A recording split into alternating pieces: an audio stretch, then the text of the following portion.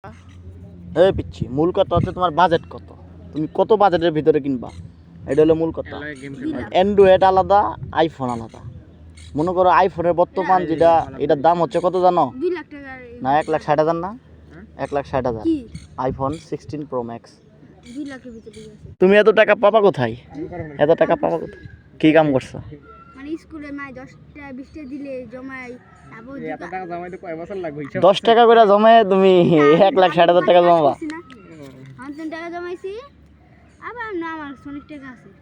আবার ঈদের টাকা আমি জমাইতে আবার মায়ে আবার আর দিছে সেই বন্ধু তুমি কত টাকা জমাইছো এটা কো? 1 লাখ। 1,00,000 টাকা জমাইছো 10 টাকা করে টিফিন।